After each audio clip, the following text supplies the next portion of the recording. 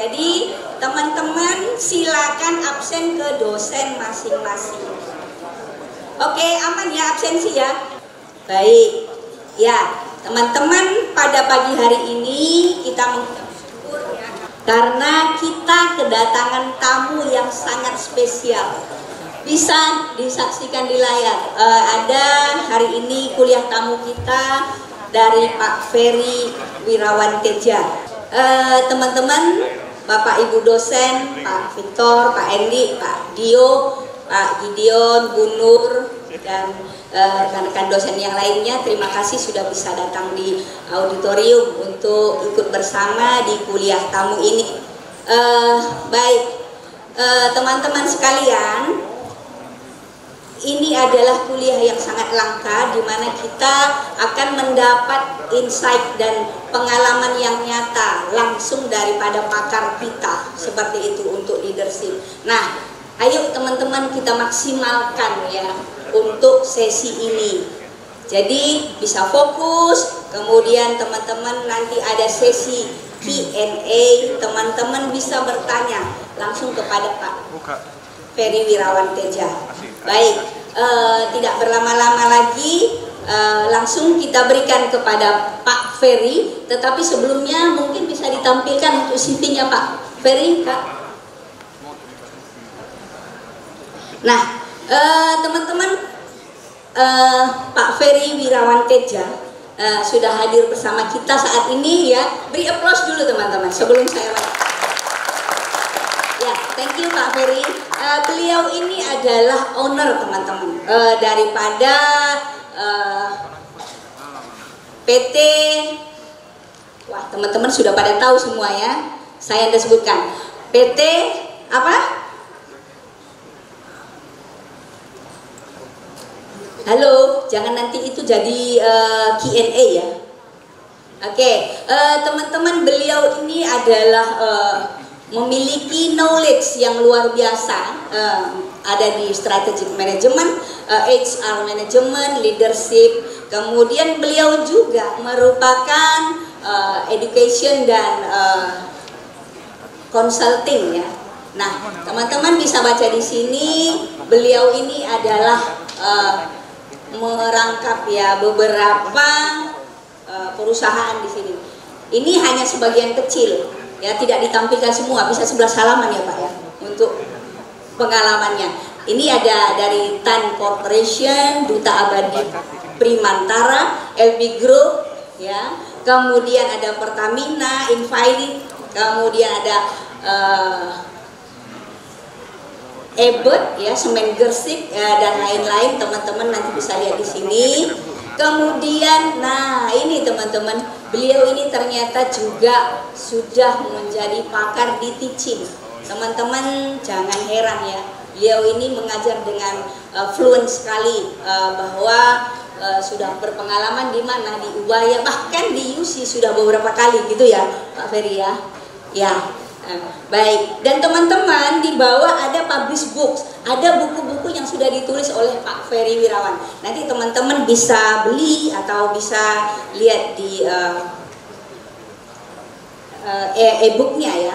Nah, antara lain Managing Your Boss 2018, People First 2020, Performance Management System 2020, dan ada banyak lagi. Saya tidak bacakan semuanya. Tapi teman-teman pastikan bahwa kalau teman-teman mencari buku, carilah bukunya Pak Ferry Wirawan Teja. Oke, tidak berlama-lama teman-teman, beri applause kepada Bapak Wirawan Teja. Silakan Pak. Terima kasih Bu Risma. Selamat pagi teman-teman semua. Pagi. Ya. Ini semester ganjil atau genap? Genap. Yang semester paling rendah semester berapa? 2? Enggak ya? 4? Angkat tangan 4? Baik. Hampir sebagian besar. Mungkin berarti semua 4 ya kali ya. Baik. Saya diundang untuk menyampaikan tentang leadership gitu ya. Dan kalau boleh saya singkat tentang profil diri saya itu S1, S2 saya itu psikologi, S3 saya itu manajemen strategik. pengalaman secara profesional kira-kira 25 tahun. Tapi kalau ngomong tentang leadership, saya boleh klaim saya sudah 30 tahun. Ya. Oke. Saya akan share beberapa kutipan yang menurut saya itu cukup penting gitu ya. Dan saya coba akan bagikan apa menjadi pemikiran saya tentang leadership. Terakhir mungkin saya akan bagikan satu konsep leadership yang kita sebut dengan situational leadership. Hopefully beberapa di antara kalian juga mungkin sudah tahu tentang situational leadership. Next. Kalau kita ngobrol tentang leadership, ya sebetulnya ini adalah topik yang sangat evergreen gitu ya. Mau kapanpun diomongkan dari dulu, sekarang, sampai ke depan pun kita akan ngobrol tentang leadership. Dan satu tokoh yang sangat terkenal untuk berbicara tentang leadership dan manajemen itu adalah Peter Drucker. Kalau Peter Parker kalian tahu semua, tapi kalau Peter Drucker mungkin nggak banyak yang tahu. Beliau sudah meninggal. Kenapa kok bukan Steve Jobs yang dikutip gitu ya? Kenapa kok bukan Elon Musk yang dikutip? Kenapa kok memilih Peter Drucker? Karena berbicara tentang leadership, ini ilmu yang sebetulnya sangat lama banget gitu ya. Kalau kita ngomong di kitab suci gitu ya, let's say Bible misalnya seperti itu, atau Quran kurang lebih juga sama. Leadership itu sudah bertebaran, isu leadership itu bertebaran di pesan-pesan di dalam kitab suci. Jadi kalau kita ngomong tentang leadership, ya mungkin saya akan mengambil dari sudut pandang orang lama ini, gitu ya. Siapa yang percaya bahwa kepemimpinan itu harus dipelajari? Raise your hand. Kalau kalian percaya bahwa kepemimpinan itu harus dipelajari? Not many, gak banyak, gitu ya. Oke, thank you untuk yang sudah mengangkat tangan. Saya nggak tahu yang lain yang nggak mengangkat tangan itu adalah merasa bahwa kepemimpinan nggak harus dipelajari, gitu ya, atau I don't care, gitu aja. If you don't care, fine. If you don't trust that leadership can be learned, fine juga, ya. Tapi kalau pertanyaannya, buat yang percaya bahwa leadership itu perlu dipelajari, buat apa? Buat apa kita belajar tentang leadership? Atau misalnya contoh begini, apakah hidup kita nggak baik-baik saja kalau kita nggak belajar leadership? Any comment kira-kira? Wah, tapi kalau ngomong mesti teriak nih ya, karena ini kuliah yang cukup gede. Ya. Tapi coba dicamkan, ditanyakan dalam diri kita, buat apa leadership itu? Kenapa kok saya perlu belajar tentang leadership? Kenapa kok ada orang yang harus ngomong, ada orang yang ngomong bahwa kepemimpinan itu harus dipelajari? Buat apa kalau begitu? Kalau misalnya contoh di antara kita ada yang mau jadi pebisnis, perlu nggak belajar tentang leadership? Perlu ya. Kenapa kira-kira? Because you cannot work alone. Betul atau tidak? If you want to expand your business, and then you have to develop people. At the end of the day, ya, setelah berpikir begitu lama, mengerjakan begitu banyak hal dan sebagainya, apapun yang kita kerjakan, if you won't get promoted, kalau kita mau naik, and then you have to develop people. Jadi sebetulnya berada dalam sebuah korporasi atau bisnis yang kecil sekalipun, kita ini ngomong tentang develop orang. Kita ini ngomong tentang bagaimana kita bisa mengembangkan orang. Orang yang gagal dalam mengembangkan orang lain, maka dia tidak akan bisa mencapai multiplikasi yang diharapkan. Jadi kalau kita ngobrol tentang multiplikasi, ya nggak ada multiplikasi yang bisa dihasilkan tanpa ada leadership. Oleh sebab itu kenapa kok Peter Drucker itu ngomong kepemimpinan itu harus dipelajari. Karena kalau kita nggak mempelajari kepemimpinan, you are going nowhere. Mau akan tetap di sini-sini aja. Pebisnis pun ya tetap di sini aja. Kenapa? Karena dia nggak bisa ngembangin cabang, ya. Dia nggak bisa ngembangin bisnisnya, dia nggak bisa ngembangin produk, dia nggak bisa ngembangin sales dan sebagainya. Karena dia nggak punya orang, dia nggak ngembangin orang. Itu yang menjadi problem pebisnis. Bagaimana dengan para pemimpin, manajer yang ada di korporasi dan sebagainya? You cannot be promoted, gitu ya. Nggak bisa dipromosikan gara-gara apa? Karena nggak ada orang yang menggantikan kita. Ya. Itulah sebabnya kenapa kok orang yang mau dipromosikan itu adalah orang yang berada dalam posisi yang sangat vulnerable, posisi yang sangat rapuh. Kenapa? Karena dia sudah menyatakan, mendeklar pada dunia, I can be replaced. Saya udah bisa digantikan oleh orang yang di bawah saya. Oleh sebab itu, dia sebetulnya dalam situasi yang rapuh. Tapi kita tidak akan pernah dipromosikan kalau kita nggak berada di dalam posisi itu. Maka itu yang harus kita lakukan. Oleh sebab itu penting banget belajar tentang leadership. Yang menjadi isu adalah apakah itu dapat dipelajari. Kira-kira yang merasa bahwa leadership itu bisa dipelajari angkat tangan.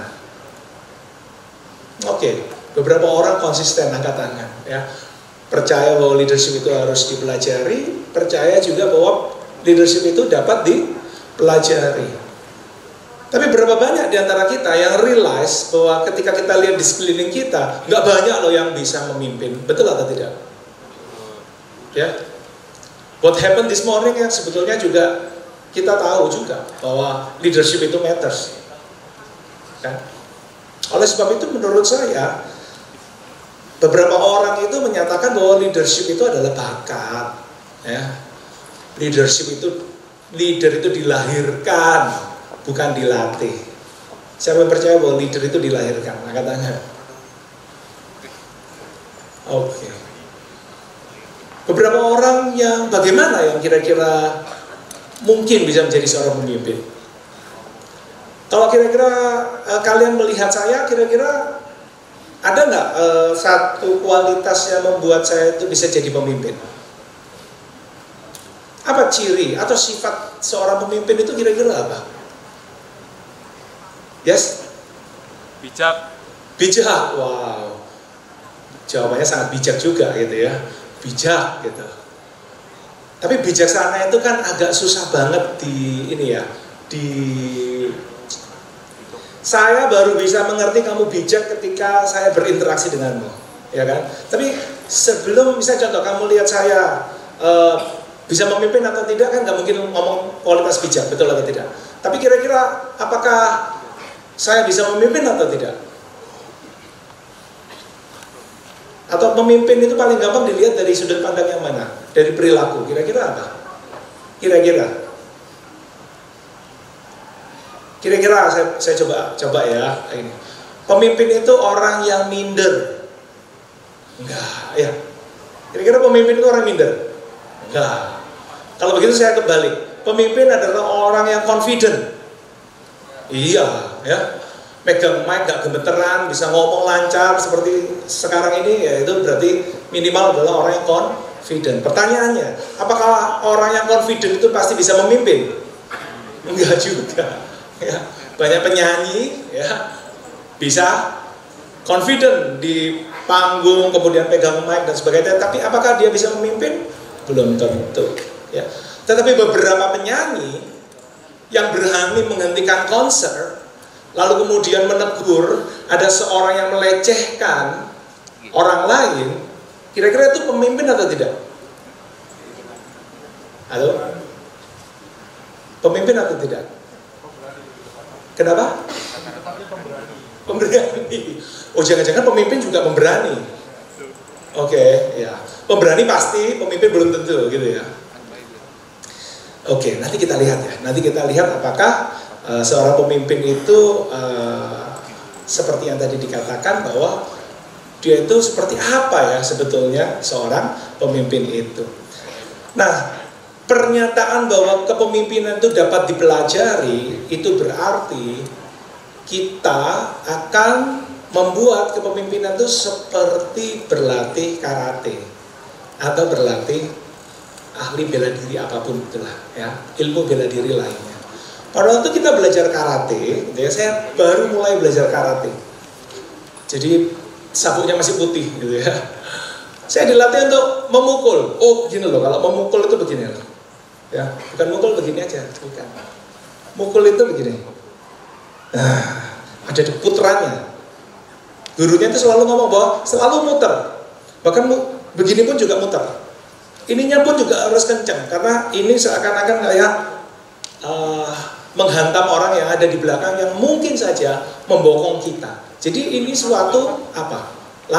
latihan.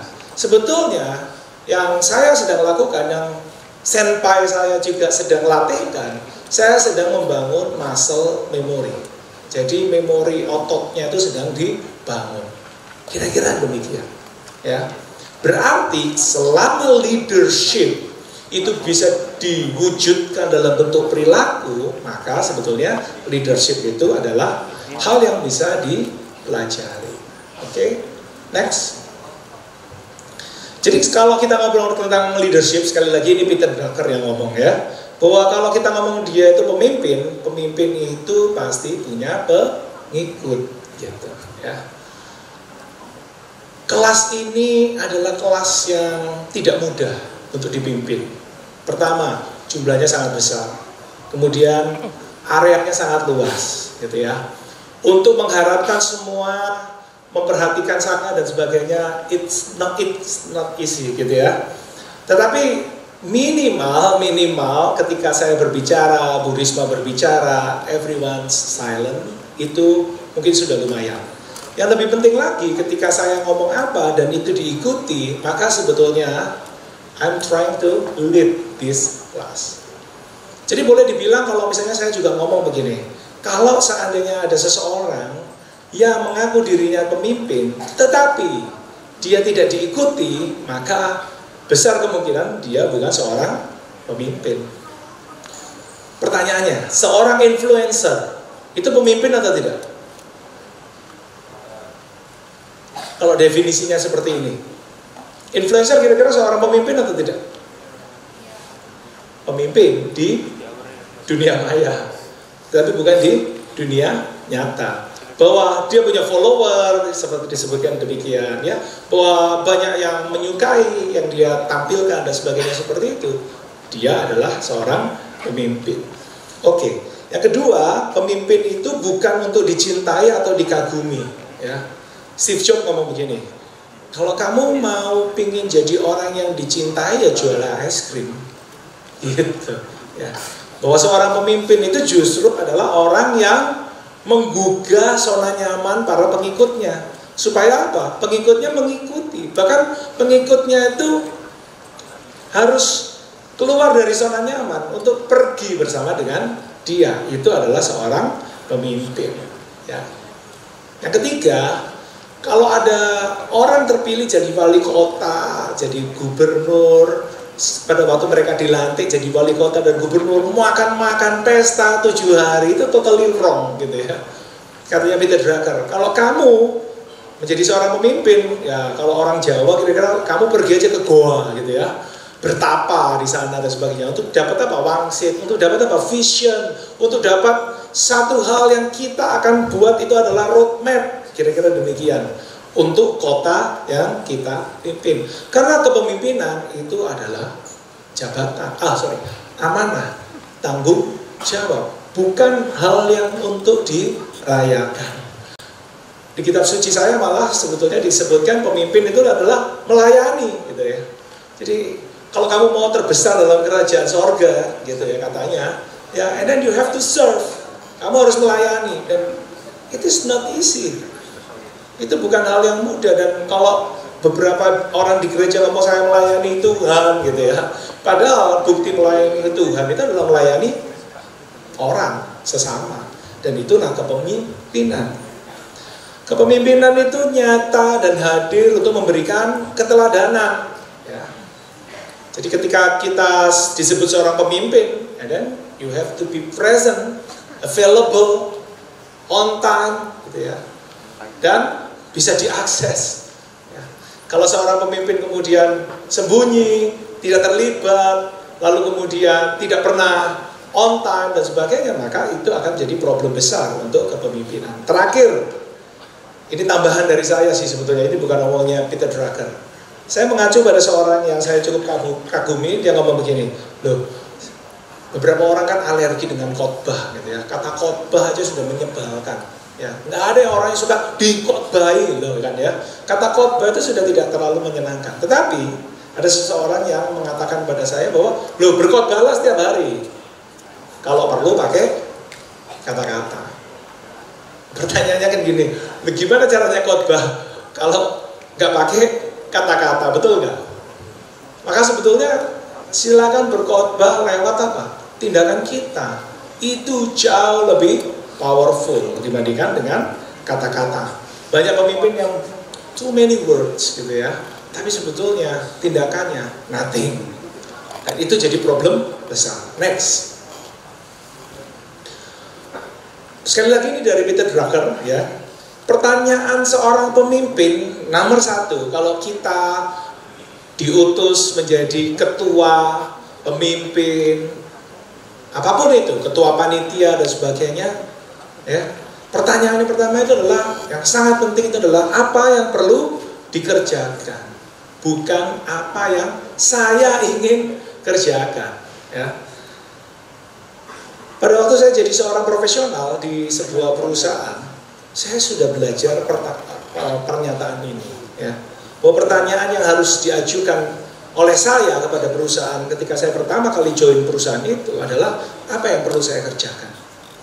Kalau yang saya ingin lakukan itu adalah karena background saya S1, S2 psikologi, maka sebetulnya kalau ngomong tentang human resources management, yang saya ingin lakukan adalah training seperti ini, gitu ya.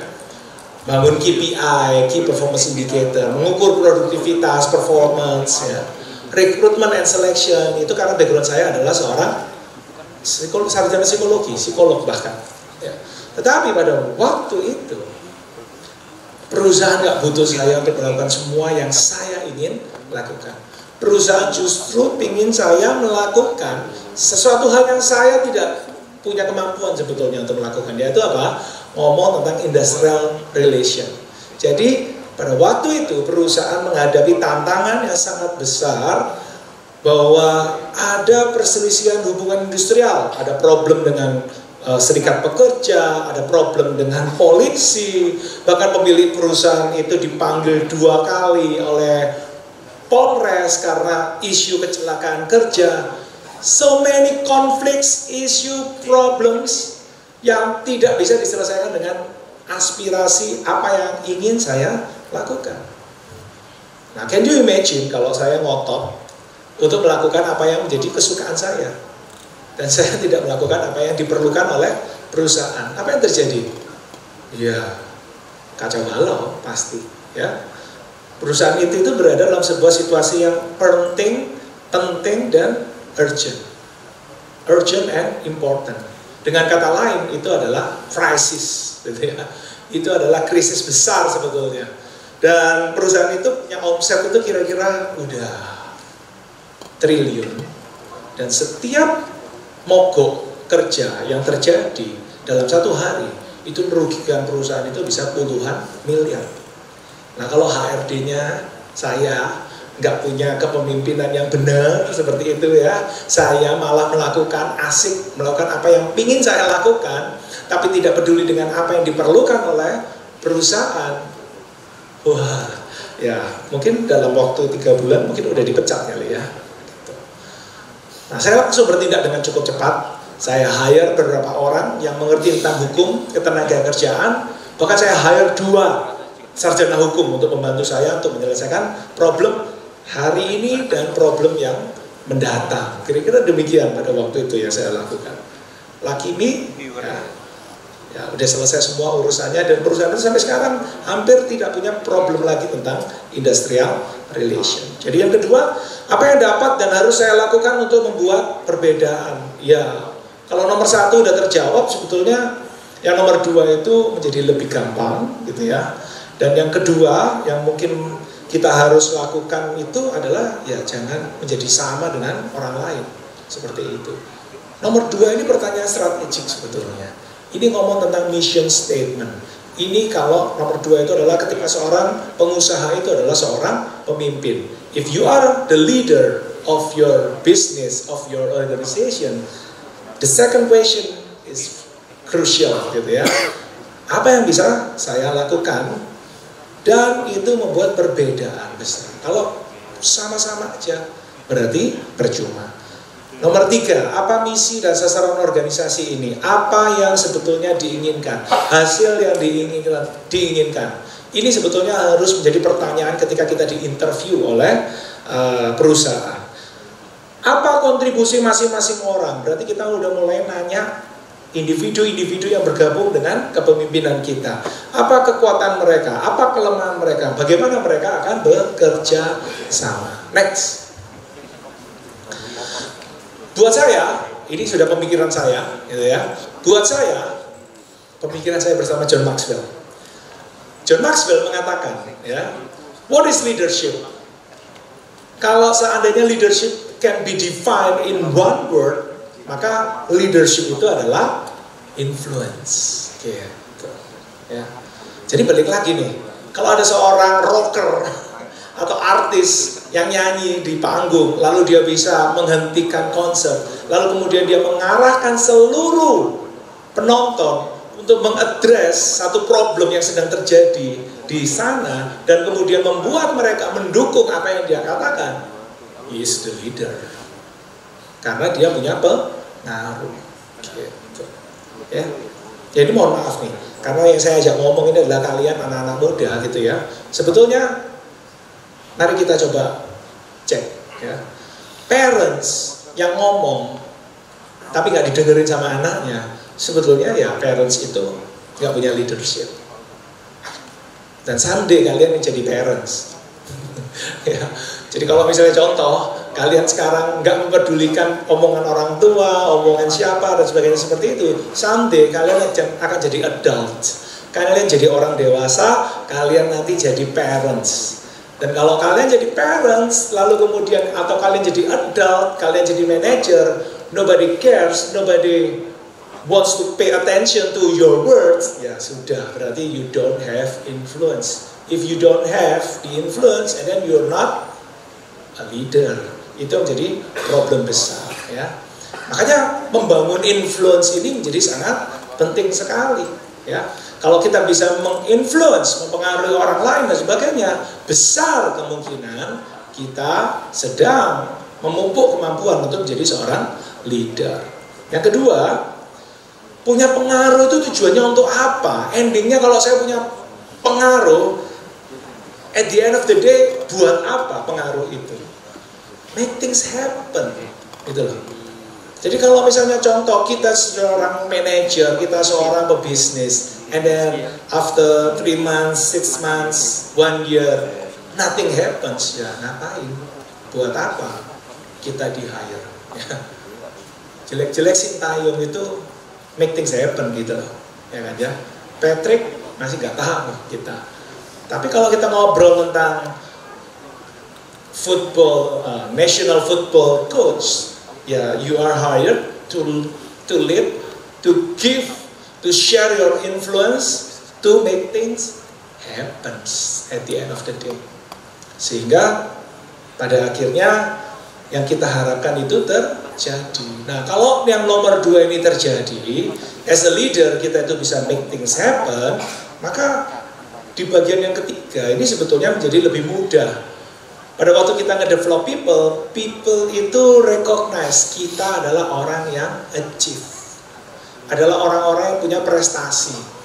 Jadi kalau kita sudah punya prestasi, sudah make things happen, no worries, maka kita akan bisa menarik orang, dan orang tertarik kepada kita. Orang ingin berhasil seperti kita. Kita bisa ngedevelop orang. Kira-kira itu yang akan terjadi pada akhirnya. Seorang pemimpin tidak bisa disebut dirinya itu adalah seorang pemimpin kalau dia tidak melahirkan pemimpin yang baru. Jadi kalau misalnya contoh dia cuma jadi pemimpin selama-lamanya di perusahaan itu, tidak ada siapapun yang bisa mereplace dia dan sebagainya, ya dia nggak akan dipromosikan, dia tidak akan pernah naik, gitu ya. Nah, saya punya temen, dia ngobrol kepada saya, dia ngomong begini, kalau saya berada dalam sebuah perusahaan, saya akan gimana caranya supaya perusahaan itu tergantung kepada saya sepenuh-penuhnya. Ide yang cukup baik, gitu ya, ide yang cukup menarik untuk membuat diri selalu dipekerjakan. Tapi ya kamu nggak akan kemana-mana. Dan benar, orang itu nggak pernah ke mana-mana. Kalau seandainya dia pergi ke tempat yang lain, belum tentu dia akan sukses. Kalaupun dia misalnya contoh dipromosikan, siapa yang akan menggantikan dia? Karena tidak ada seorang pun yang di bawah dia itu yang memang pernah disiapkan untuk menggantikan orang tersebut. Next.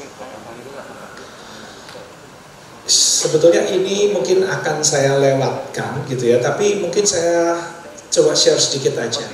So, if you are the leader, you have the power actually, ya. Dan power itu bisa lahir dari yang pertama karena you are a favorite person in this group, gitu ya. Jadi kalau kita perhatikan baik-baik pemilu yang kita jalankan, baik di sini maupun di Amerika, karena kita berusaha untuk meniru Amerika juga, ya. Siapapun yang terpilih menjadi wali kota, gubernur, bahkan presiden, actually we don't care about their competencies. Ya, kita cuma tahu bahwa dia ini ganteng, cakep, kayaknya ini yang cocok buat jadi pemimpin. Kalau misalnya contoh badannya tinggi, gede, oh cocok nih, ya cocok. Dan itu terjadi, ya di kitab suci pun juga dimention gitu ya, disebutkan bahwa ada seorang yang menjadi raja karena posisinya keren, ganteng, badannya tinggi, kayaknya cocok. Ya. Siapapun di antara kita, kalau kita ketemu sama orang Eropa, khususnya yang Skandinavia gitu ya, lalu kita ketemu sama dia, terus kemudian dia berdiri di dekat kita tuh dengan mudah untuk menyerahkan kepemimpinan itu kepada dia. Karena apa? Hanya karena faktor fisik aja, seperti itu. Nah, tapi ini juga adalah satu poin gitu ya. Menjadi populer, menjadi disukai banyak orang, itu power. Ya. Oleh sebab itu beberapa orang politisi realize gitu ya. Sekarang gubernur mana yang lagi ngetrend? Ada yang tahu? Yang lagi viral, lagi ada di TikTok gitu. Gubernur Jawa Barat, betul ya? Maka boleh diprediksikan nanti 5 tahun lagi, kemungkinan besar beliau mencalonkan diri jadi gubernur lagi. Mungkin udah ada partai politik yang udah mulai menggadang-gadang dia untuk menjadi seorang presiden. Yes, itu adalah popularitas. Yang kedua, kita ini bisa jadi pemimpin karena kita itu yang paling pinter di antara mereka. Jadi ini yang disebut dengan kekuasaan pakar, gitu ya. Technical knowledge itu bisa membuat kita ini punya power. Yang ketiga, kita ini jadi leader karena kita punya kekuasaan yang sah. Karena saya punya SK, saya punya surat keputusan. So I am appointed as your leader. Turuti saya. Itu SK, kekuasaan yang sah. Atau kita bisa menjadi leader karena kita bisa memberikan gratifikasi, bonus, kita bisa memberikan reward dan sebagainya. Everyone's happy, mirip seperti nomor 1. Tapi kalau nomor 1 itu kan personality-nya, kalau nomor 4 disukai karena kemampuan untuk memberikan hadiah. Ya. Yang kelima, kita ini bisa jadi pemimpin karena nomor 3, saya punya kekuasaan yang sah. Atau misalnya contoh saya itu nggak punya kekuasaan yang sah, tapi saya punya power untuk memaksa, ya. Power untuk memaksa itu misalnya contoh gaya preman, misalnya seperti itu, ya. Memberikan punishment, tiba-tiba ya mau nggak mau semua orang takut sama dia, maka itu disebut dengan leader. Nah pertanyaan saya, kalau kalian belajar untuk menjadi seorang leader, kira-kira nomor 1 sampai 5 itu kalian pilih yang mana? Kira-kira 1 sampai 5, kira-kira pilih yang mana?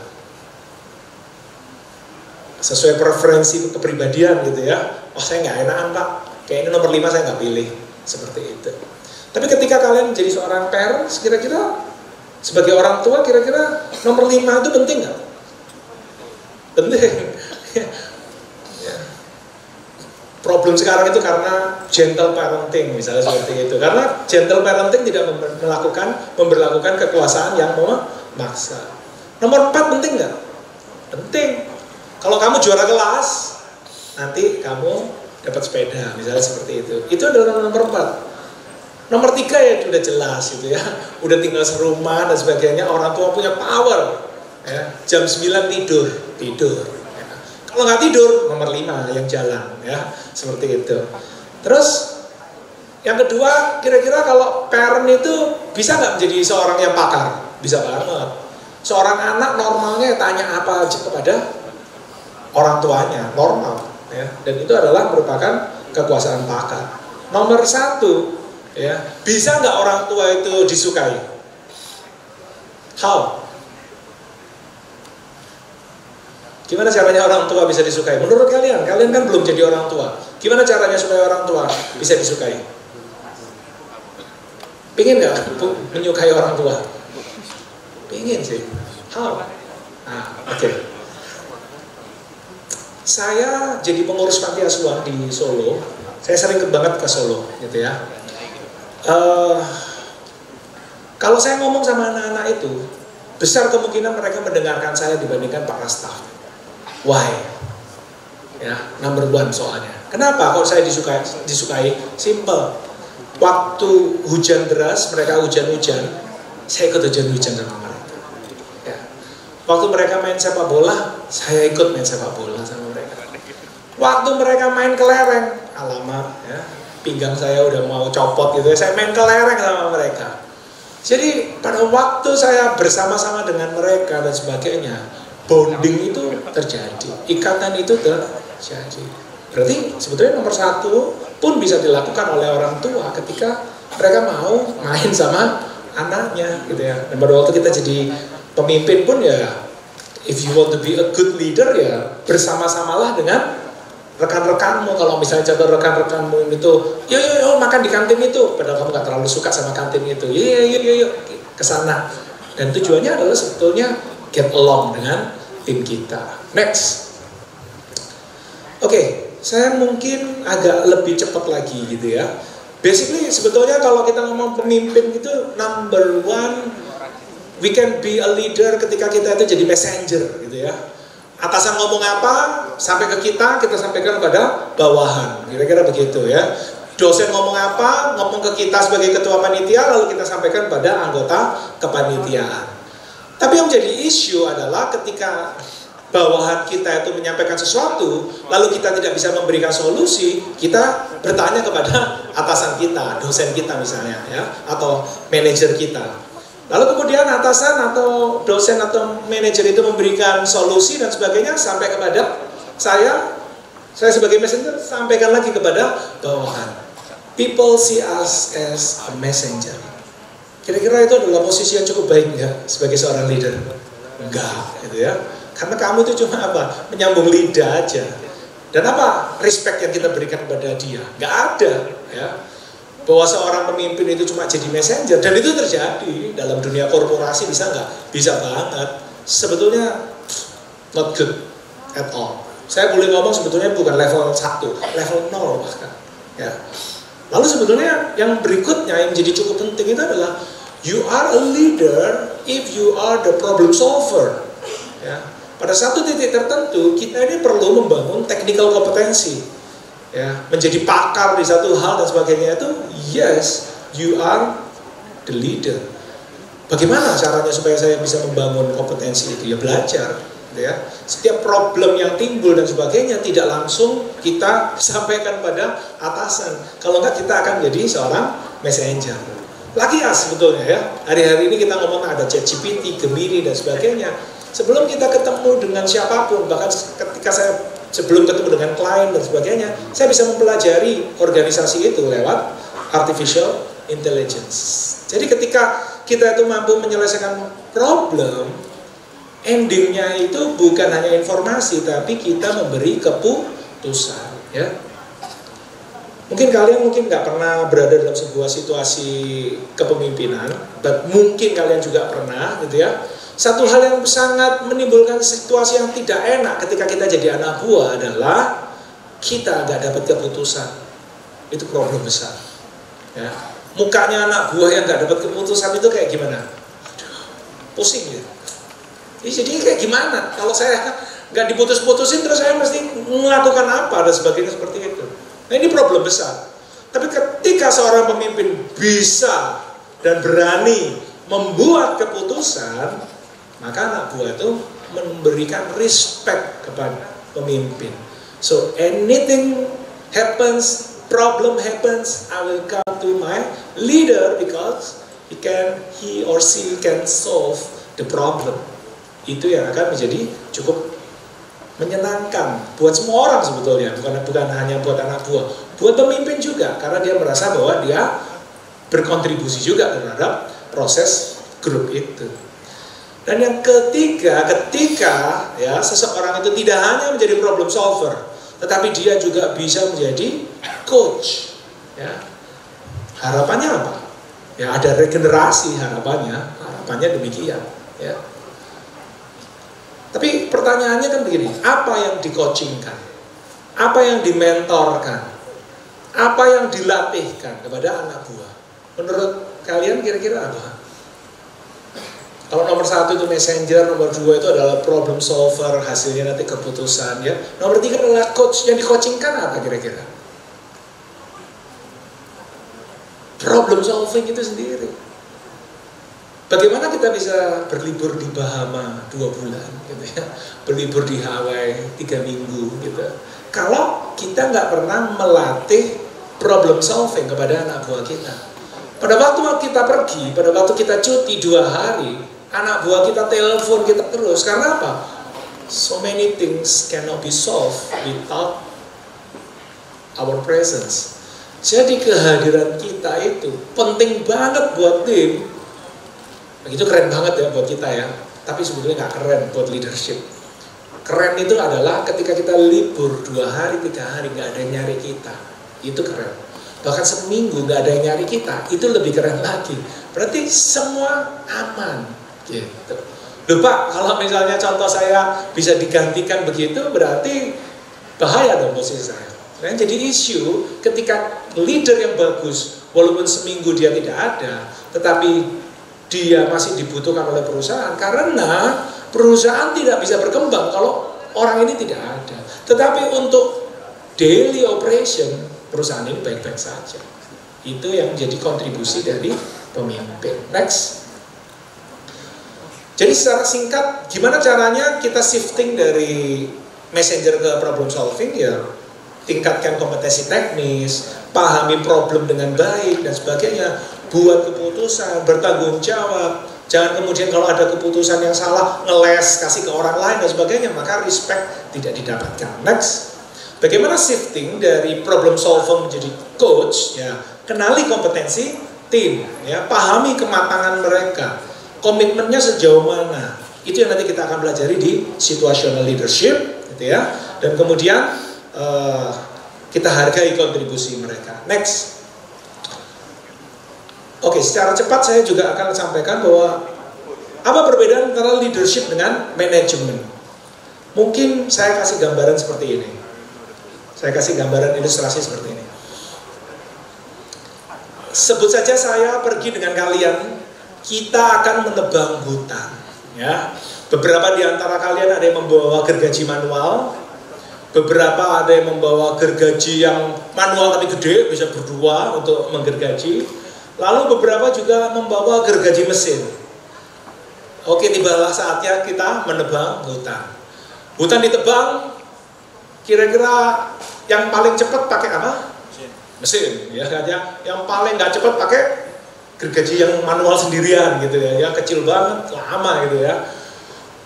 Semua pohon akhirnya tertebang, begitu ya. Kemudian, oke, mari kita cek. Ya, kita cek ada yang naik ke menara, ternyata memberikan kabar yang sangat membagongkan. Ya, kita menebang hutan yang salah. Sampai di sini sudah mulai menangkap kira-kira mana yang disebut problem kepemimpinan. Yang mana? Mana yang disebut dengan problem management? Ada yang tahu kira-kira? Oke, salah nebang hutan itu problem manajemen atau kepemimpinan? Kepemimpinan. Right.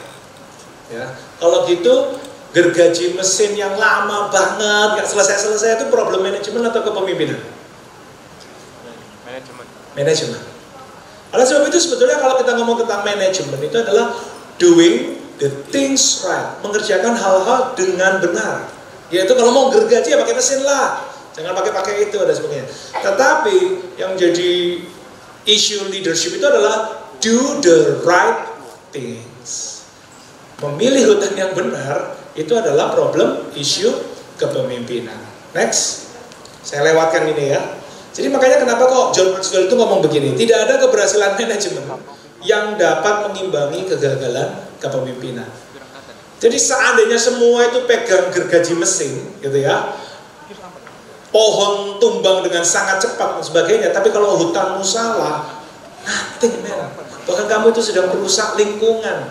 Gimana caranya menumbuhkan pohon? Perlu 20 tahun, perlu 100 tahun bahkan untuk mendapatkan batang yang sangat besar sekali. Jadi ini adalah yang disampaikan oleh John Maxwell. Next.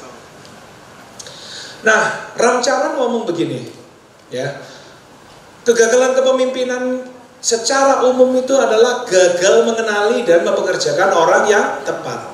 Nanti kalau kalian masuk dalam dunia kerja, kalian akan mengerti bahwa problem ini adalah problem yang real, ya.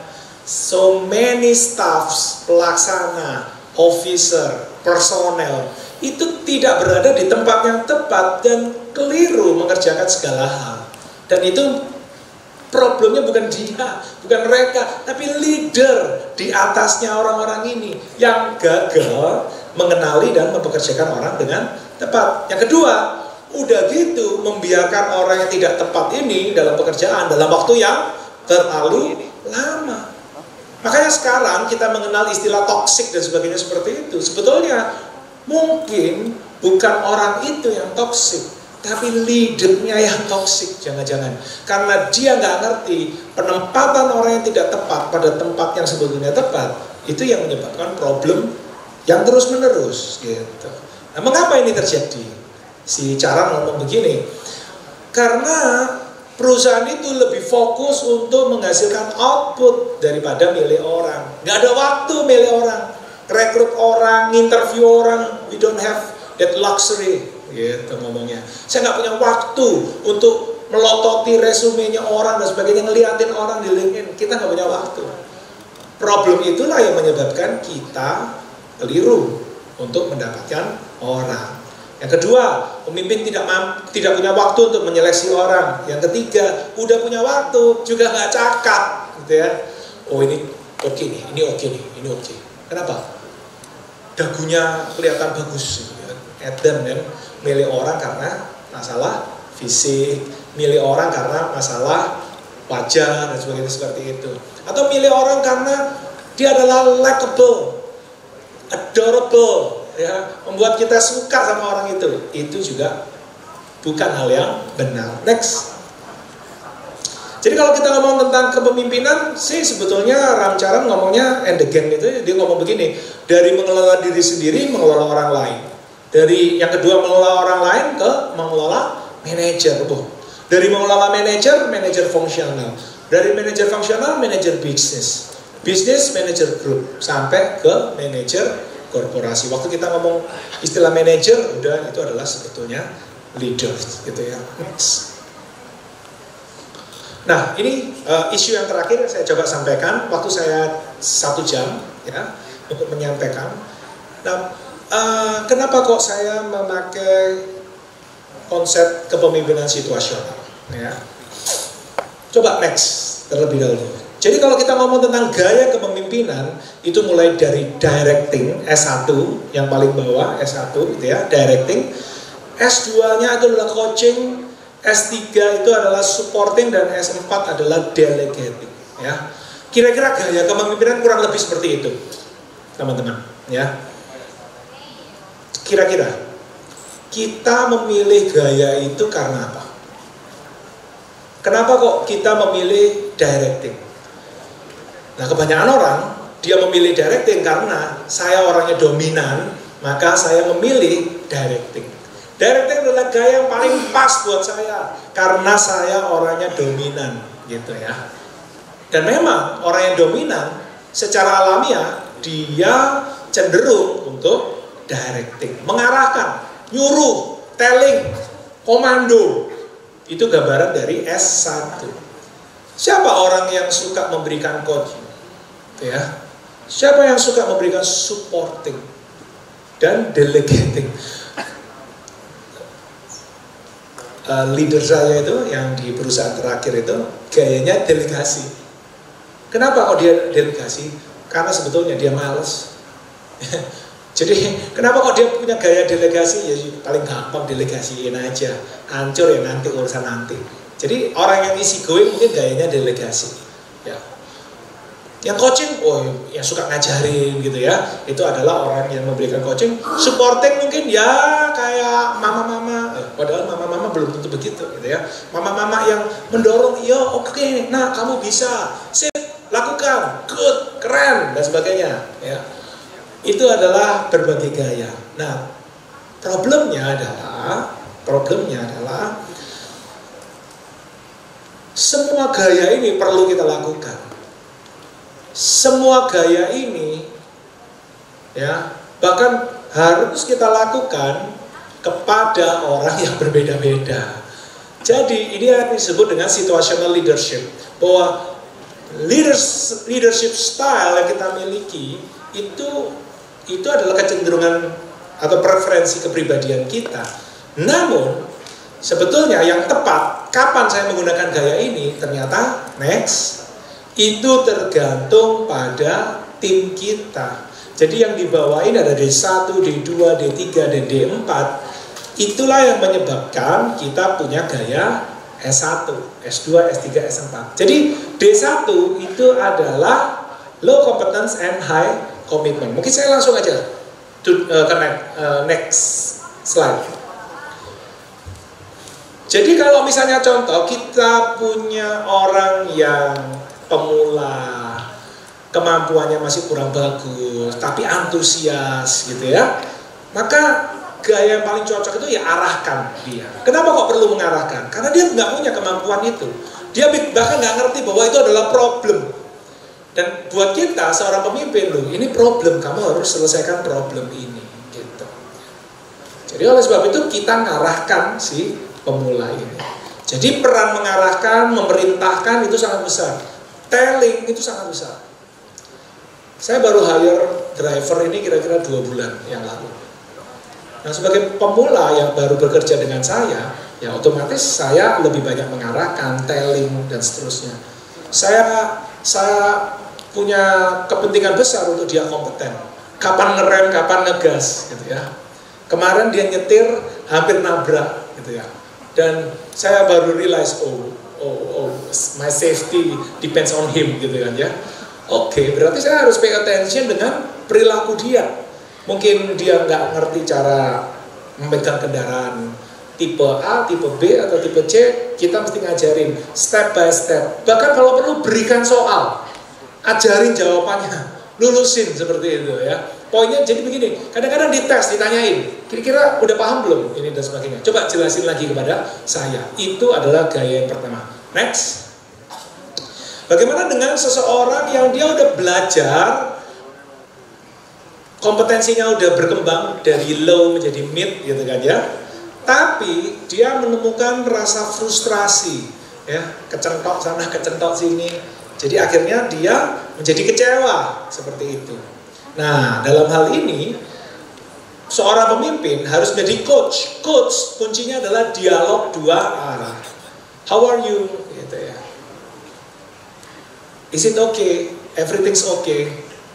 What can I do for you? How can I help you? Itu pertanyaan-pertanyaan cukup penting untuk disampaikan kepada D2, pembelajar yang kecewa ini. Lalu dia cerita, dia mengungkapkan perasaannya dan sebagainya seperti itu. Ya, maybe do you have any idea untuk menyelesaikan ini? Ya, saya mau begini, saya mau melakukan itu dan sebagainya seperti itu. Apakah kamu sudah menghitung pro dan cons-nya, untung ruginya dan sebagainya? Oh ya, bla bla bla dan sebagainya seperti itu. Itu yang terjadi pada waktu kita memberikan coaching. Intinya adalah buat dia untuk bersemangat kembali supaya dia tidak kecewa terus-menerus. Next slide. Nah, untuk pelaksana yang mampu, sebetulnya dia udah kompeten, tapi dia ragu-ragu. Dia nggak yakin kalau dia itu bisa dan sebagainya. Dukungan yang kita berikan. Sedikit arahan, banyak dukungan. Dukung semua usahanya. Dengarkan keluhan, saran-saran dan sebagainya seperti itu. Berikan positif feedback, positive reinforcement supaya mereka menjadi bersemangat kembali. Yang terakhir, Untuk pelaksana yang D4, next. Yang terakhir, next maksud saya. Nah kalau misalnya contoh, kita punya anak buah yang udah jago, udah mandiri, komitmennya tinggi, kompetensinya juga sudah hebat. Dan gaya yang terbaik ya delegasi, gitu ya. Kita udah nggak ngikutin dia lagi, kita nggak telling dia, kita nggak perlu ngomongin dia, nanyain dia. Kalaupun kita nanya, lebih tanya seperti ini, how is the progress? What can I do for you? Dan sebagainya seperti itu. Simple question dan sebagainya. Beres bos, aman bos dan sebagainya. Semuanya bisa terselesaikan dengan baik. Maka ini adalah gaya yang lebih cocok, delegasi. Kita nggak terlalu terlibat dengan dia, tapi kita memantau dia dari jauh. Next, kayaknya udah selesai. Ya. Oke, baik.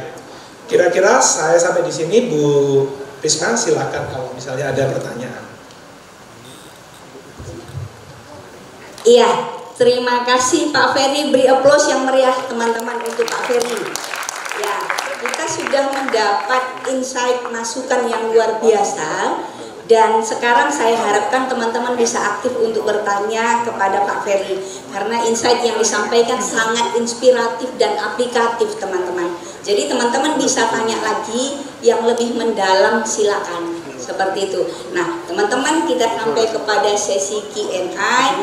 Teman-teman sengaja ya sesi ini kita agak perpanjang. Karena kita berharap satu kelas mungkin satu orang untuk penanya seperti itu ya. Kita ada dari kelas A sampai L. Baik, teman-teman silakan yang mau bertanya bisa raise hand langsung dengan Pak Ferry. Seperti itu ya Pak Ferry ya. Oke, teman-teman silakan. Mungkin tidak perlu saya sebutkan dari kelasnya dulu ya. Langsung saja. Dari kelas mana ini? Ya silakan Kak Asdos, tolong mic-nya Kak Asdos. Selamat pagi Pak Ferry dan Bu Risma. Perkenalkan nama saya Fahmi Pak dari kelas D. Sebelumnya saya ucapkan terima kasih banyak atas ilmu yang Bapak sharingkan. Ini saya ada 2 pertanyaan tentang leadership. Yang pertama, di tengah kompleksitas dan perubahan yang serba cepat, bagaimana seorang pemimpin menyeimbangkan antara visi jangka panjang yang kokoh dengan fleksibilitas untuk beradaptasi dengan realitas yang harus berkembang? Itu yang pertama. Yang kedua, ketika dihadapkan pada pilihan yang sulit nih, dan keputusan itu melibatkan nilai-nilai etika yang saling bertentangan. Prinsip atau kerangka kerja moral apa yang menjadi landasan seorang pemimpin dalam mengambil keputusan yang adil dan bertanggung jawab? Terima kasih Pak. Pertanyaan berat banget gitu ya. Pertanyaan pertama itu sangat berbau strategic management gitu ya, tetapi tetap dalam konteks leadership saya agree, dan itulah yang kita sebut apa ya, ambidextrity gitu ya, bahwa seseorang itu di satu sisi harus long term, tapi di satu sisi juga harus memikirkan melihat short term, seperti itu ya. Kalau ngomong hari ini dibandingkan dengan tahun 50-an, tahun 50-an 60-an, mungkin pertanyaan ini sangat relevan untuk tahun ini gitu ya, hari-hari ini. Bahwa seorang pemimpin itu you can have the vision, but now kita nggak ngomong vision itu 20 sampai 50 tahun mendatang, nggak ada yang berani ya. Kalau zamannya Pak Soeharto dulu jadi presiden, itu membangun roadmap Indonesia itu ya sampai 25 tahun mendatang. Benar-benar dari negara agraris sampai ke negara maju itu udah di planning. Tahun 98 hancur gitu kan ya. Demo dan sebagainya seperti itu. Lewat kita ya.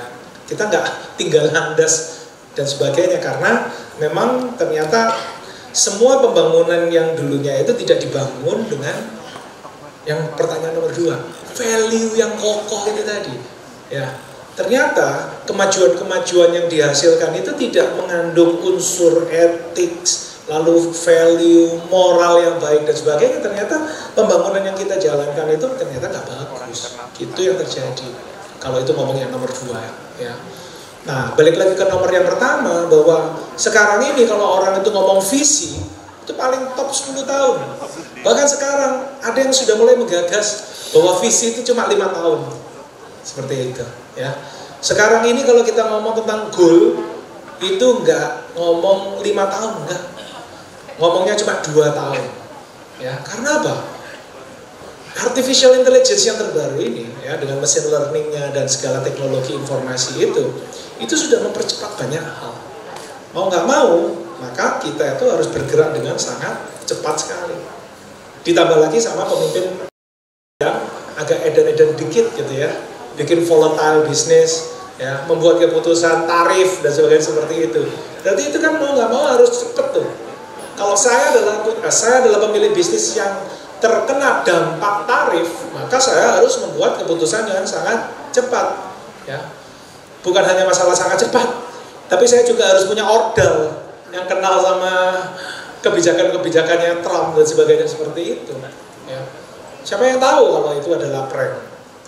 Udah diputusin itu naik, terus habis itu bicim batal dan sebagainya seperti itu.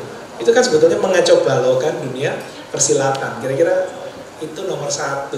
Jadi bahwa begini, bahwa pepatah Jawa itu benar banget gitu ya. Ngono ya ngono, ning aja ngono gitu ya. Long term ya long term, tapi ya jangan long term dulu.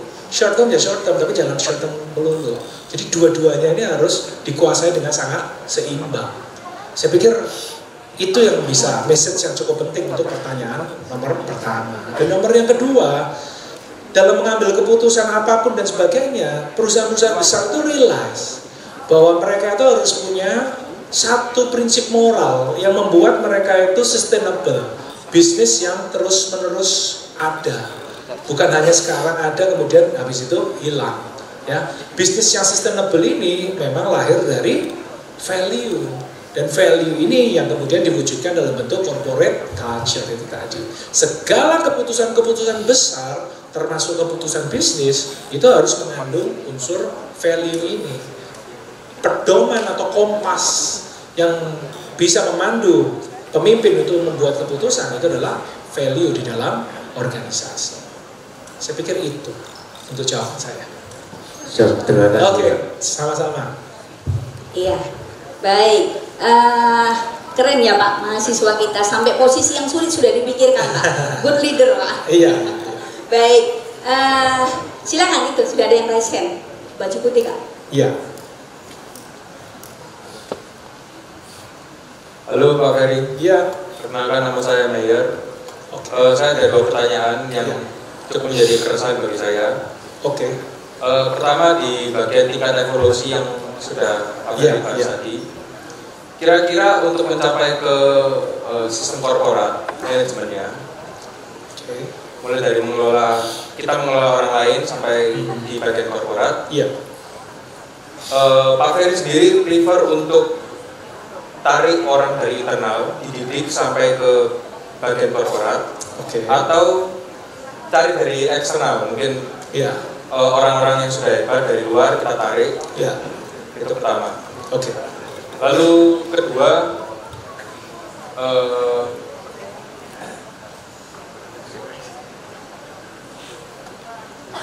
mungkin itu dulu aja. Iya, nanti kalau ingat bisa nanya lagi. Siap. Baik. Untuk pertanyaan pertama, menurut kalian kita ini perlu nginjek orang dari luar atau ngedidik orang dari dalam? Ya, sekarang saya mau tanya, saya kaitkan dengan sepak bola Indonesia. Ya kan? Kira-kira gimana? Kalau kalian jadi Sintayong, kalian ditarget dalam waktu 3 tahun, kalian harus menghasilkan satu hasil yang sangat spektakuler loh, masuk ke Piala Dunia dan sebagainya. Kira-kira bahan dasar orang-orang yang kita punya itu bisa nggak mengantarkan Indonesia sampai ke sana? Jawabannya enggak.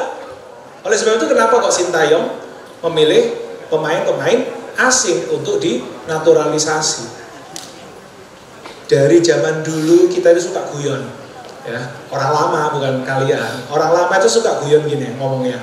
Duh, coba kita dijajah Inggris, kita pasti bisa bahasa Inggris.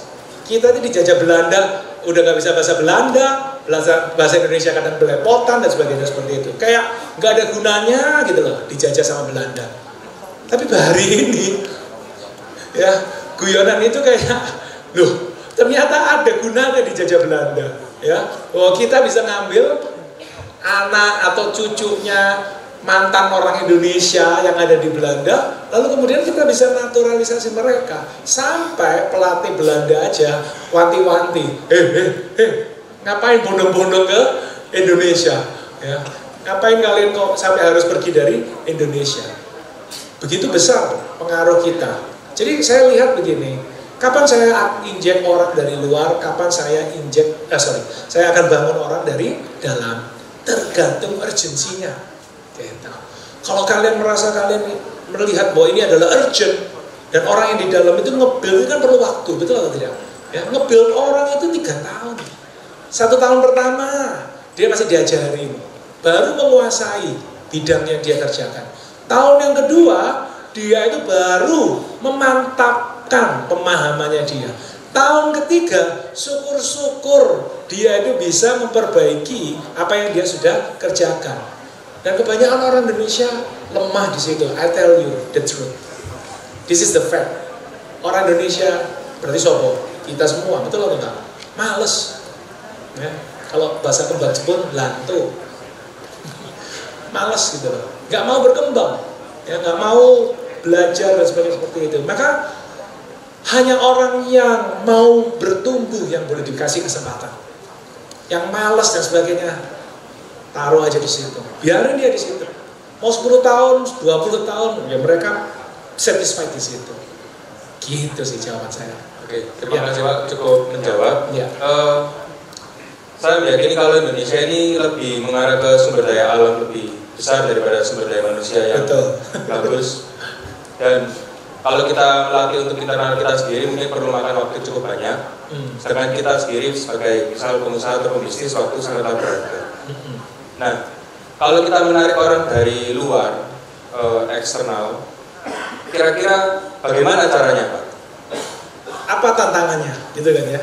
Apa problemnya juga? Tantangannya dan caranya itu gimana? Apakah kita langsung bypass saja lobby ke bisnis kompetitor? Atau bagaimana caranya? Terus sekarang, ya. Lalu pertanyaan terakhir, apakah Bapak percaya kalau bisnis itu saling membunuh? Maksudnya kita harus bunuh untuk survive kompetitor ini. Meskipun memang itu hal yang jahat, tapi dengan ini kita bisa kasih banyak makan untuk banyak orang gitu. Oke. Ya, oke. Thank you, Pak. Baik. Di artikel ilmiah udah mulai ditulis bukan talent management tapi macro talent management. Nah, apa maksudnya? Dengan perkembangan teknologi transportasi hari-hari ini, mobilitas orang itu udah nggak bisa dibatasi, betul atau tidak? Kalian sendiri kalau misalnya contoh hari besok mau pergi ke Singapura bisa nggak? Bisa banget. Hari ini besok kita mau ke Vietnam bisa banget. Langsung sore ini kita pesen tiket dan sebagainya langsung berangkat seperti itu. Jadi kalau mobilitas orang itu sudah tidak bisa dibatasi dan sebagainya, mendapatkan orang dari luar negeri itu sebetulnya hari ini gampang. Ya, itu nomor satu. Yang kedua, bagaimana caranya saya bisa mendapatkan mereka? Oh, LinkedIn sudah bisa loh memampukan kita untuk menjangkau mereka. Ya, kalau misalnya kita malas, kita bisa pakai headhunter yang sifatnya adalah internasional. Jadi headhunter itu adalah satu perusahaan yang memang tugasnya cariin orang seperti itu. Ya, dulu LinkedIn itu apakah kemudian menjadi bisnis yang mematikan headhunter? Enggak. LinkedIn malah menjadi ajang untuk kolaborasi headhunter itu tadi. Oke. Apa tantangannya kalau kita mendapatkan orang dari luar negeri bergabung dengan perusahaan kita? Number one, dan ini besar banget, culture. Ngerti nggak maksud saya? Ya, jadi pada waktu, mungkin kalian nggak tahu ya, di Indonesia, di Surabaya ini ada perusahaan namanya AJBS, tahu nggak? Tahu. Tapi banyak yang udah nggak tahu mungkin ya, AJBS. Dulu AJBS itu punya tempat, nggak tahu, mungkin sampai sekarang ada kali ya tempatnya, di Jalan Ratna, tahu nggak? Jalan Ratna tahu nggak? Ya, daerah-daerah pokoknya daerah Ngagel situ, ya. Nah dulu, oke, saya mau tanya, di Surabaya ini ada nggak bowling center? Bowling. Di mana? Oh, cewek ada ya? Oke, good. Zaman dulu banget, zamannya papa saya itu di Wijaya. Wijaya itu sekarang namanya BG Junction. Nah, kemudian ada AJBS yang zaman saya itu di AJBS gitu ya. AJBS akhirnya menginvite National Bowling Coachman dari Singapura untuk menjadi coach di AJBS.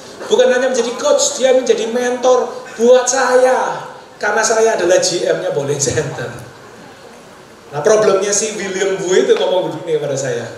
Fair. I have a situation with you guys in Surabaya. People here are very nice. They say good morning, siap Pak, halo Pak, but nothing happens. So from now on, ya, gitu ya, dia ngomong begini. If I give you instruction, tell them. If I give you instruction, action, and then they will give feedback to me. Jadi problem kita itu ya, orang Indonesia itu nggak bisa ngasih feedback. Ya, kalau kalian lihat aja, siapapun ya di antara kita mungkin kalian nggak terekspos dalam dunia kerja. Tapi sebetulnya dalam dunia kalian bekerja sama, membuat PR bersama, tugas bersama, orang sudah melakukan sesuatu, tapi mereka nggak ngomong apa-apa. Dan dalam dunia kerja itu terjadi. Jadi problem budaya semacam itu menjadi isu yang cukup besar buat orang Singapura ketika dia bekerja di Indonesia. Orang Indonesia nggak bisa kasih feedback. Yang kedua, budaya apa lagi? Orang Indonesia itu gotong royong, tapi nggak jelas role-nya dia apa, role-nya temennya apa, pokoknya total football. Semua dikerjain bareng-bareng. Situasi yang blur, situasi yang nggak jelas itu disukai di Indonesia. Saya ngomong kayak gini kesannya kayak saya itu nggak suka sama Indonesia. Bukan. Saya punya beban yang besar buat Indonesia. Ya, Indonesia harusnya dibangun SDM-nya, bukan SDA-nya. Ya. Negara yang hanya peduli dengan SDA, sumber daya alam, tidak peduli dengan SDM, nggak pernah jadi negara maju. Ya. Makanya saya kadang-kadang sinis ngomong sama leader-leaders yang ada di sana gitu ya. Lu itu nggak bisa mimpin orang, lu bikin orang goblok. Lu bikin rakyatnya goblok supaya gampang dikelola. Harusnya kalau lu mau berusaha lebih pintar gitu ya, lu tingkatnya kemampuan memimpinmu, orang-orang diizinkan untuk pintar gitu loh. Ya, yang menjadi problem kan orang-orang gak pernah belajar. Baca buku males, lihat TikTok doyan banget. Lalu berpikir bahwa dari TikTok saya belajar. Padahal di TikTok semuanya kan adalah narasi yang sudah di campaign oleh pihak-pihak tertentu. Sekarang ini kita perlu berpikir kritis. Siapa yang paling diuntungkan? Kalau misalnya kampanye sekarang ini adalah hati-hati lo sama gula, hati-hati lo sama lemak, hati-hati lo sama ini dan sebagainya, hati-hati lo dengan galon gini-gini. Siapa yang diuntungkan? Nangkep gak maksud saya? Ya. Jadi sebetulnya selalu ada orang yang punya kepentingan di balik itu. Tapi kita gimana? Kita ini kayak sekerumpunan domba. Just follow the crowd. Itu yang jadi isu. Gitu guys. Oke? Baik, thank you Maya.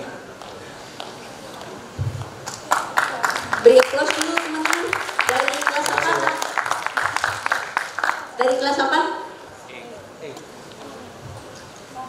Dari kelas E. Oke, beri applause untuk kelas E. Ya.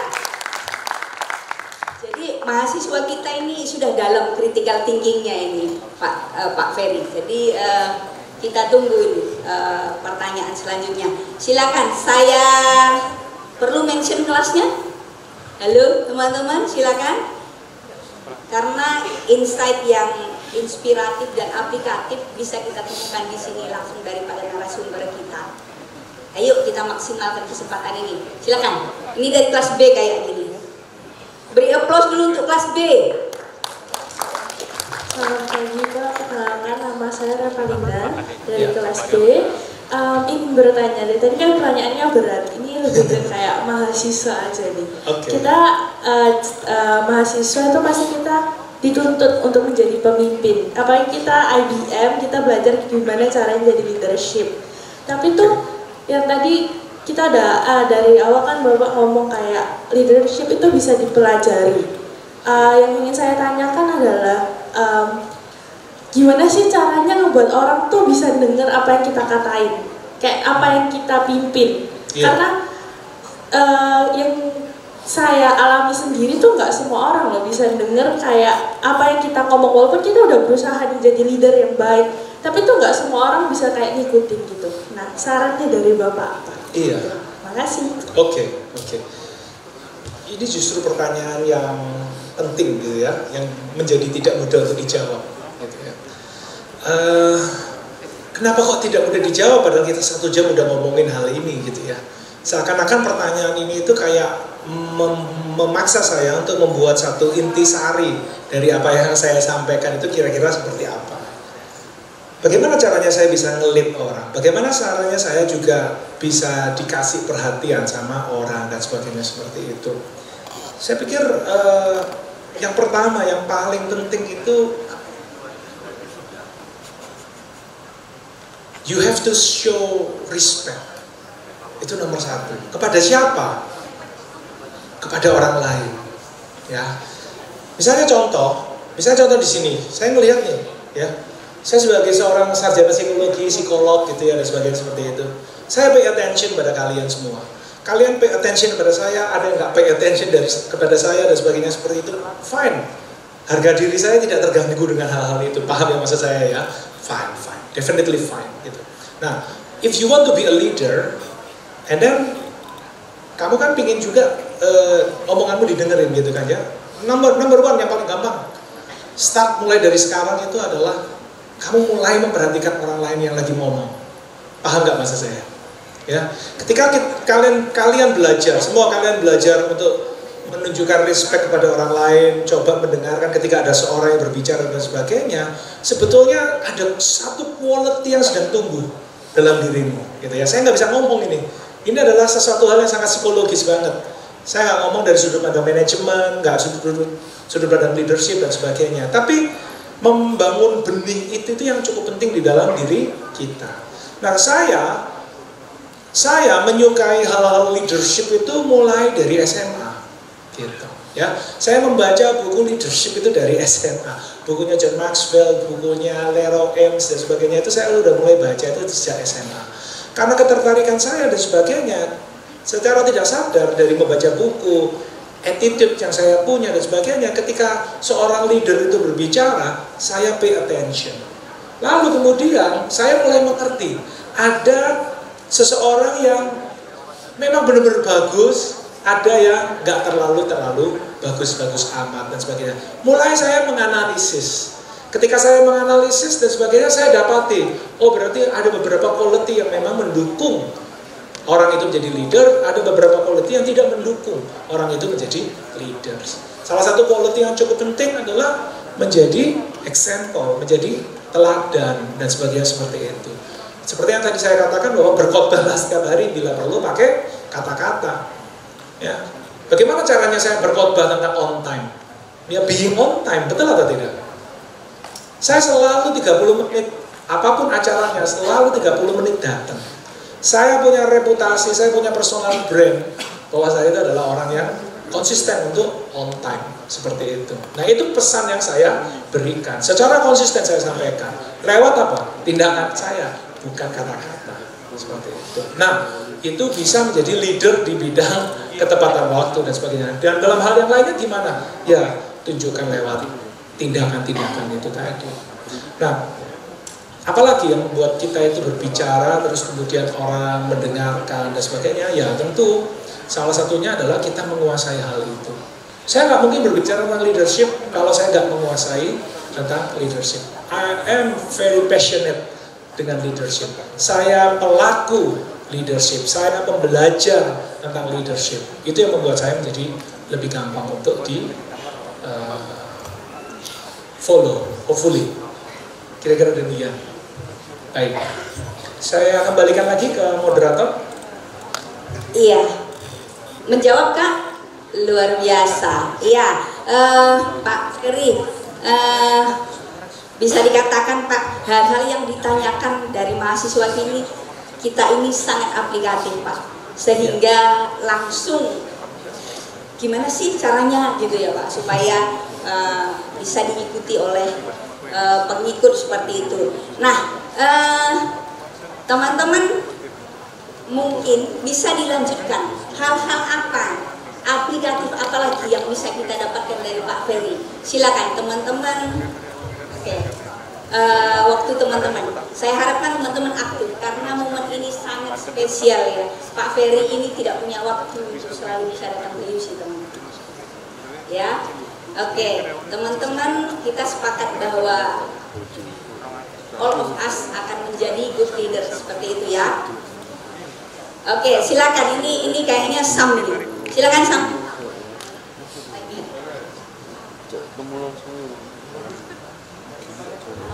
Iya, langsung ke Pak Ferry. Teman-teman kelas apa Kak? Saya kelas A, Bu. Kelas A, beri aplaus untuk kelas A teman-teman. Selamat pagi Pak Ferry. Ya, pagi. Nama saya Parves. Kebetulan saya langsung dipilih sama dosen saya. Sebenarnya saya nggak ada pertanyaan Pak, cuman saya mau memuji bahwa pada hari ini Bapak sangat menginspirasi saya tentang cara kepemimpinan yang baik, dan juga ya sedikit banyak saya mendapat pelajaran baru tentang kepemimpinan itu seperti apa Pak. Karena kan selama ini yang saya tahu kayak secara general ya, seorang pemimpin itu mungkin kayak orangnya otoriter gitu kan, nggak mau kalah gitu, atau maksudnya ya dia punya pandangan sendiri yang harus dijalankan sama misalnya kayak suatu kelompok bawahannya. Iya. Jadi kayak untuk saat ini ya saya mendapat pelajaran baru bahwa kepemimpinan itu ternyata bisa dipelajari, dan juga ternyata kepemimpinan itu kita harus ya itu tadi respect sama orang agar orang bisa respect sama kita. Terima kasih Pak. Oke. Sangat inspirasi. Iya, baik, thank you. Saya mungkin tanggapin aja juga, walaupun bukan pertanyaan gitu ya. Apakah kepemimpinan otoriter itu salah? Ya enggak juga. Kalau kondisinya itu terjadi kebakaran ya kita mungkin harus otoriter, betul atau tidak ya? Oke, siapa yang mau menyiram kebakaran ini? Ada yang angkat tangan? Nggak perlu kan ya? Mesti harus otoriter. Kamu ambil air, kamu ini apa dan sebagainya seperti itu. Jadi tergantung urgensinya. Cuman yang disebut dengan otoriter somehow itu memang ya yang namanya militer gitu ya. Cuman kan kalau misalnya contoh lagi memimpin mahkamah atau Dewan Perwakilan Rakyat terus gayanya otoriter kan nggak bisa juga. Iya. Kim Jong Un lah kira-kira begitu.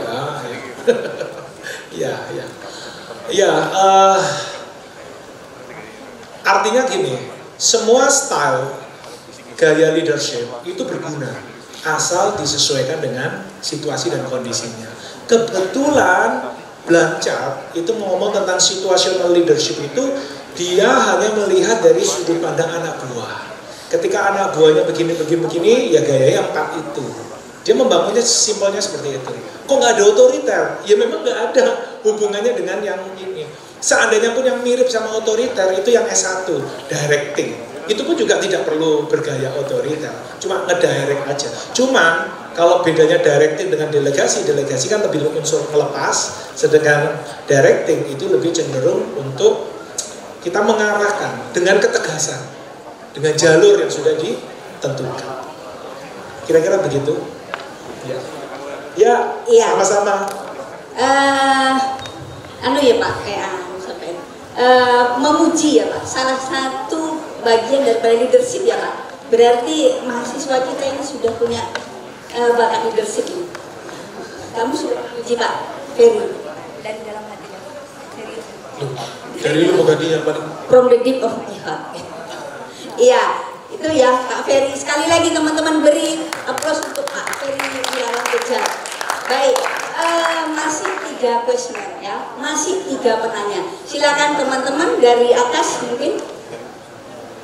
Ya, apa inspirasi dan aplikatif yang terbaru saat ini yang bisa kita tanyakan langsung ke Pak Ferry Wirawan Beja tentang leadership. Silakan teman-teman yang di atas. Oh ya.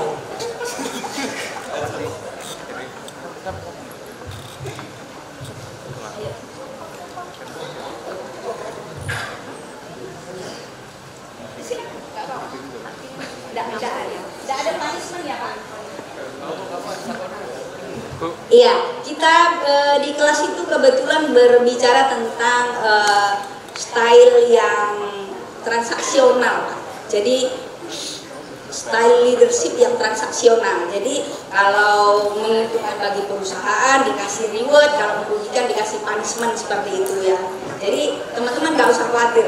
Pak Ferry tadi tidak membahas yang transaksional ya Pak, yang situasional seperti itu. Jadi teman-teman silakan boleh bertanya tentang transaksional, transformasional, apa saja yang teman-teman sudah dapatkan, yang teman-teman ingin tahu secara aplikatif saat ini. Oke, silakan. Halo Pak Ferry, kembali lagi sama saya Meyer. Iya. Untuk pertanyaan terakhir saya yang tadi sudah saya tanyakan masih belum terjawab Pak Ferry. Yang terkait apakah bisnis itu bunuh membunuh? Iya. Sorry. Oke.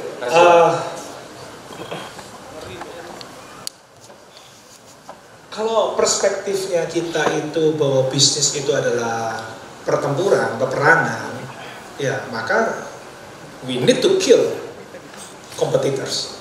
Perspektifnya seperti itu. Tapi kalau misalnya kita ngomong bahwa bisnis itu adalah sebuah ekosistem, gitu kan ya maka sebetulnya bisa saja yang terjadi itu adalah bukan kompetisi, tetapi kolaborasi, seperti itu. Nah, apa yang terjadi pada diri manusia ketika berada dalam sebuah ekosistem? Mereka berkolaborasi untuk menghadapi gajah, binatang yang lebih gede, harimau, serigala, dan sebagainya. Mereka berkumpul, berkomunitas, dan sebagainya seperti itu. Makanya sebetulnya pada waktu kita ngomong tentang teknik marketing, orang yang jualan handphone, kenapa kok dikumpulin sama yang jualan handphone? Orang yang jualan makanan, itu justru kumpul sama yang jual makanan. Kalau kita perhatikan, di mana ada Alfamart, di situ ada Indomaret. Demikian juga sebaliknya. Dan beberapa tempat itu malah ada KFC, ada McD, ada Burger King gitu ya dan sebagainya. Tujuannya simple, supaya justru ketika mereka berdiri sendiri-sendiri, ternyata mereka nggak mendapatkan manfaat penuh. Tapi ketika mereka dikumpulkan, orang yang jual handphone itu dikumpulkan di satu tempat, maka orang berbondong-bondong datang ke WTC untuk beli handphone. Jadi hari ini justru kita itu semangatnya sih nggak melihat bahwa kita itu harus membunuh gitu ya. Tapi malah sebetulnya kalau kita lihat korporasi yang cukup besar, ya kalau bisa memang kita akuisisi gitu kan ya, atau merger. Tapi kalau nggak bisa, kenapa kok nggak collab? Karena sekarang ini kita tuh masih hidup sendiri-sendiri, cari makan sendiri-sendiri dengan berkolaborasi. Saya pikir option itu banyak, sehingga tidak lagi kita itu bermain dengan zero sum game seperti itu. Kalau misalnya kamu dapat, berarti aku pasti kehilangan. Nah itu kan pemikiran-pemikiran yang bukan negatif, tapi mentalitasnya itu kelangkaan, kira-kira begitu. Jadi saya nggak bisa juga jawab secara tegas bahwa seharusnya kita ini saling berkolaborasi. Ya, if necessary kita bunuh ya kita bunuh, gitu kan ya.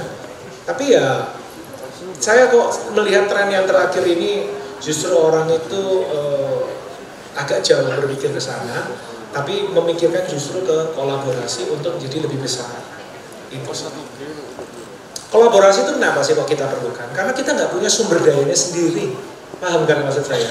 Since saya nggak punya sumber dayanya, tapi kamu yang punya, sementara kamu nggak punya yang saya punya dan sebagainya, why don't we collaborate? Seperti itu. Contohnya kan, misalnya contoh dengan platform yang sama, Toyota dan Daihatsu membuat produk yang sama dan sebagainya. Ini adalah sedang membicarakan tentang sesuatu hal yang kalau kita kerjakan bersama itu lebih menguntungkan. Selanjutnya tergantung merek, betul atau tidak? Ya jadi kalau misalnya platformnya sama-sama sama-sama punya platform yang sama, tetapi Xenia dan Avanza tetap kan harganya berbeda dan harga jualnya juga berbeda, ketahanannya berbeda, kualitasnya berbeda. It depends on the brand, it depends on the concept, but platformnya sama, kira-kira begitu. Oke, gitu Mer. Terima kasih Pak. Iya, ini saya yakin ini masih banyak pertanyaan yang masih disimpan ini Pak Ferry. Tapi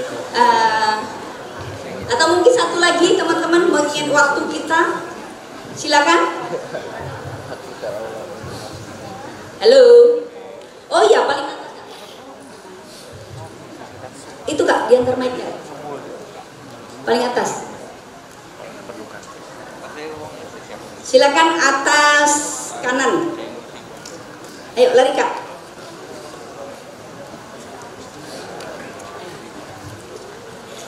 Boleh angkat tangan tadi yang bertanya? Gak ada. Itu yang di atas tadi angkat tangan? Enggak, ya. Oh enggak jadi. Sudah. Waduh, Kak Asdosnya sudah kadung naik. Tanya dong.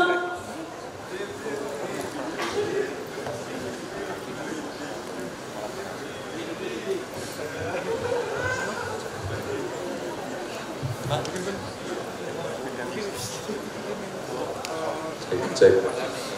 Saya nggak ada pertanyaan sih sebenarnya, cuman ya saya mengapresiasi bapaknya saja, materinya bagus dan sangat menginspirasi. Makasih ya Pak. Yes, good. Thank you ya Pak. Ini adalah culture di kita Pak. Selalu apresiasi kepada narasumber. Dari kelas B, kelas yang terakhir juga apresiasi. Thank you ya Kak. Itu dari kami Pak Ferry. Cuman mungkin satu pertanyaan mewakili kami semua, mungkin yang terakhir Pak Ferry. Ketika kembali ke masa kuliah ini Pak Ferry. Jadi Pak Ferry bayangkan 30 tahun yang lalu ya Pak kuliah. Nah, apa kira-kira Pak yang perlu kita siapkan ketika kita masih di bangku kuliah untuk menjadi yang the best saat ini sesuai dengan materi kita pagi hari ini. Silakan. Ya, mungkin saya berpikirnya begini ya, semester 4 itu kayak pertengahan seperti itu. Tapi sebetulnya waktu itu berlalu sangat cepat sekali ya. Sebentar lagi kalian akan semester 5, 6, 7, dan 8 kalian masuk dalam dunia kerja. Yang menjadi isu itu adalah industri selalu berpikir bahwa kalian itu tidak pernah siap masuk dalam dunia kerja. Saya pikir mahasiswa yang berani menerapkan apa yang mereka dapat di perkuliahan, lalu mereka mencoba terapkan, praktekkan misalnya itu dalam bentuk kepanitiaan, organisasi apapun, termasuk organisasi rohani dan sebagainya seperti itu, justru mahasiswa itu atau lulusan itu akan dianggap sebagai orang yang nggak kelihatan culun, nggak kelihatan cupu, nggak kelihatan fresh graduate. Mereka yang siap. That is why I really motivate, encourage everyone untuk praktekkan apapun yang kalian dapat di tempat perkuliahan. Saya pikir itu. Oke, beri aplaus yang meriah teman-teman untuk Pak Ferry. Ya, baik. Pak Ferry, terima kasih untuk masukannya dan kami semua sangat memuji Pak untuk ilmu yang dapat kami terima pagi hari ini.